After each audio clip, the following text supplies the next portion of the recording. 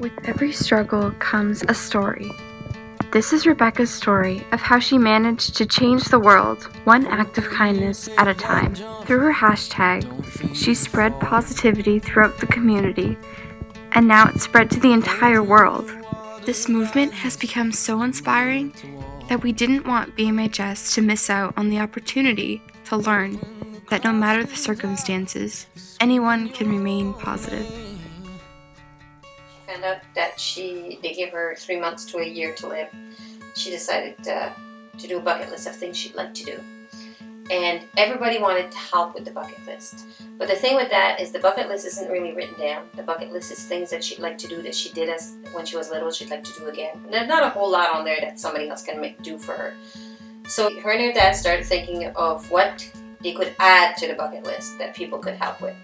To celebrate her last day of radiation, because she had 5 sessions of radiation in December, that people would do random acts of kindness in her name and then hashtag it. Becca told me to. And it was supposed to be just for one day and just to celebrate her being done radiation. And that would be a bucket list item for that day.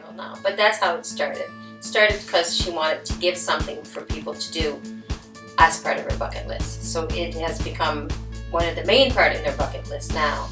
And it's growing like crazy. It's got a life of its own.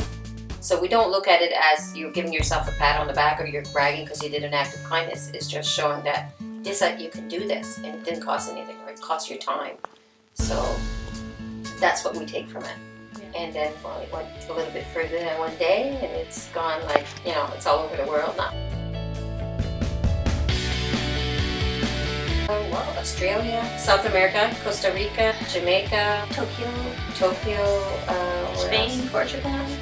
Somebody climbed Mount Kilimanjaro and had a sign, hashtag Becca told me to. No, never did. Never did. And when we commented on it one time, we told her, we said, wow, I didn't think it was going to get this big. And she says, well, your problem is you don't dream big enough. You got to dream big. And a lot of it has to do with social media now. There's a lot of stuff, like she talks about Terry Fox a lot. Well, if Terry Fox would have had social media when he did his cross-country run, as much attention as it did get, can you imagine how much attention it would have gotten if he would have had social media back then?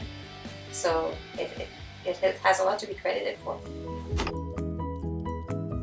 She's inspired me to slow down. She's inspired me to make the best out of each day and not necessarily focus on the big picture, just enjoy the moment. Because, you never know what tomorrow's going to bring, so just make the best out of today. And you treat others as you want to be treated, right? So be kind and you'll get it in return.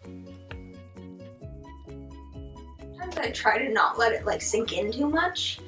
But aside from that, I just keep myself busy, keep moving on and not let myself sit and stew in my emotions. If I'm feeling down, I know I can speak up about it and do things that make me happy.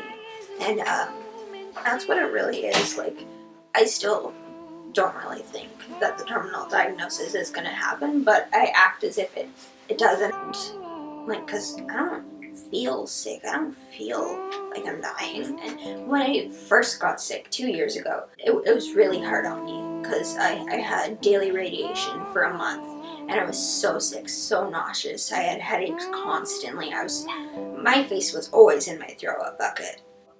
One thing Mom did, because it was hard for her to see me like that, she said, okay, we're gonna look for the positive in every day. And we're going to let go of what we can't control and just focus on what we can control. And it really taught me to appreciate the small things. And that's how I stayed positive, just looking for those things. Because I remember how much it sucks to always be throwing up. And so when I feel like this, it's hard to not be positive. When you know how low you can feel. What's helped me a lot is when she first got sick, I started doing a daily post saying how she was doing. And that's helped me a lot by just being able to put it down on paper, not on paper, but on Facebook. And then the comments that we get back from these posts and the support we get back helps us on those tough days because we know people are out there. People are sending positive vibes. They're doing, things in her name. And she always says that when people do an act of kindness, it benefits 3 people. And it benefits the giver, because it feels good to give. Benefits the recipient, because it feels great to have something nice done for yourself. And she says it benefits her, because when she reads what's been done, it makes her day. It lifts her spirit. Well, I think it benefits a lot more than just 3 people. That's by sharing the acts of kindness on there. It helps me too on the bad days. And like she said, what you can control is your attitude and how you deal with people and how you absorb things and live with it. And the support, it's amazing. It's amazing the support we're getting. It's overwhelming, but it's what's helping us get through it. But it has been really hard, and it's been going for 2 years. And I know without the hashtag, without people doing these things and me seeing them and smiling about it, I know I wouldn't have the strength left that I do.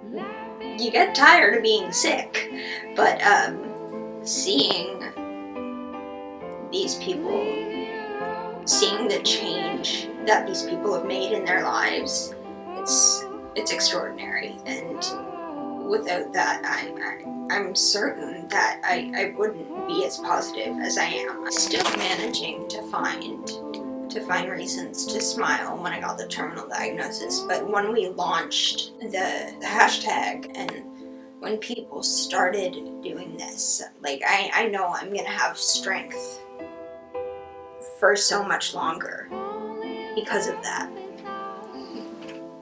That's how it's helped me.